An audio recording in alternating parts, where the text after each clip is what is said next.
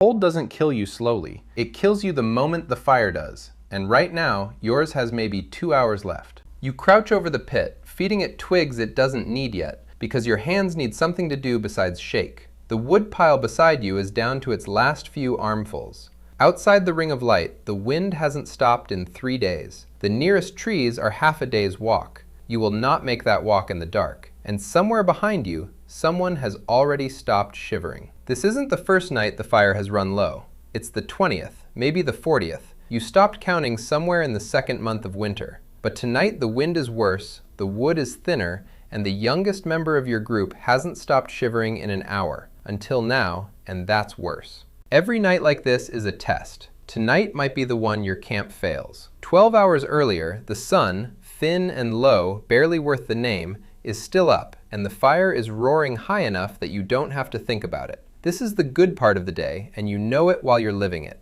You can feel your fingers. You can hear people talking instead of just the wind. You spend the daylight hours doing the only thing that matters out here, preparing for the dark. You and 2 others break away from the fire to check what's left of the wood pile stacked against the windbreak, a wall of packed snow and hide reinforced with mammoth bone, built by hands that came before yours. The wood you're rationing isn't wood you'll ever get to plant, harvest, or regrow. Every branch here was carried in, one trip at a time, from a tree line that's shrinking further from camp every season. You count the stack in your head the way you'd count anything else you couldn't afford to lose.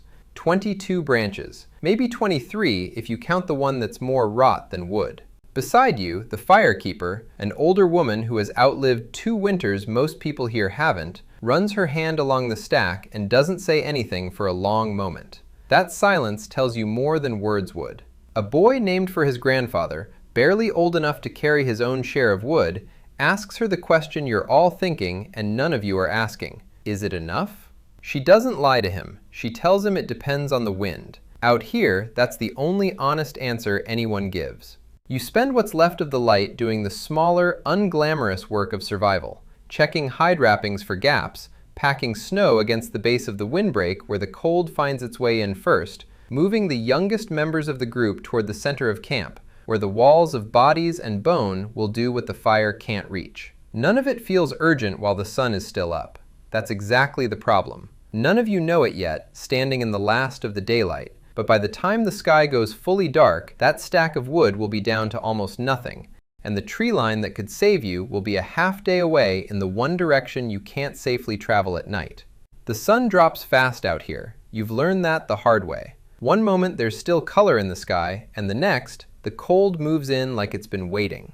You feed the fire in small handfuls now, not armfuls. Every branch has to last as long as possible, because the wood you burn tonight can't be replaced until someone makes that half-day walk, in daylight, with enough people to fight off whatever else is out on that tundra hunting in the dark. Around you, the others pull in tighter. Furs get shared before anyone asks.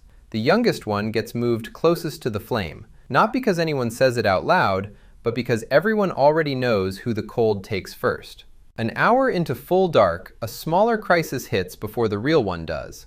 A gust flattens the flame almost to nothing, and for 3 or 4 seconds, you genuinely don't know if it's coming back. The Firekeeper is already moving, cupping her hands around the last live coal, feeding it the driest sliver she's been saving for exactly this moment. It catches. Nobody breathes normally again until it does. That near miss costs you wood you didn't plan to spend yet. You watch the pile shrink a little faster than the night has, and you do the math you don't want to do. Less fuel, more hours of dark still ahead of you than behind you.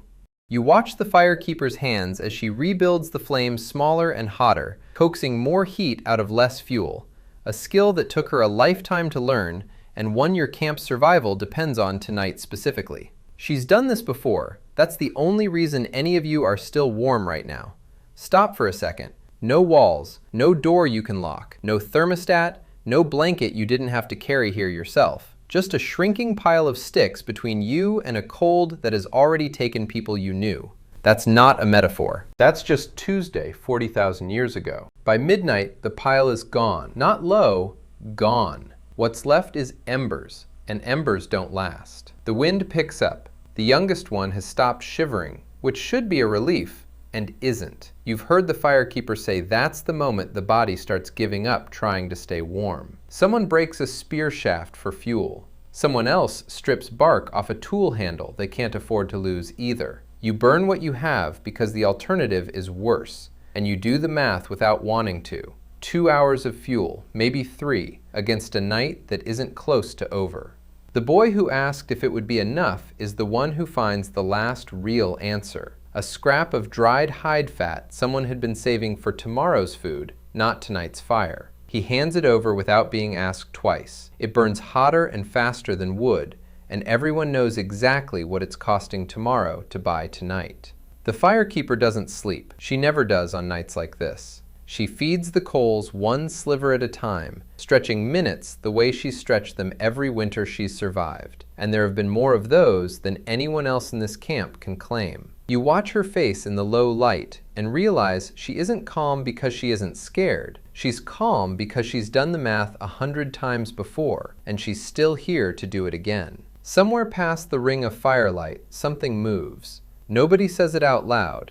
Nobody has to. The fire isn't just heat tonight. It's the only wall you have left, and it's burning down to nothing exactly when you need it most. The wind drops before the fire does. Not by much, just enough. By the time the sky starts turning gray, the coals are still glowing, barely, and the youngest one is asleep instead of shivering. The boy who gave up his hide fat is asleep too, curled against the Firekeeper's side, like the decision cost him something he's only now able to rest from. Nobody says anything about how close it was. Out here, you don't have to.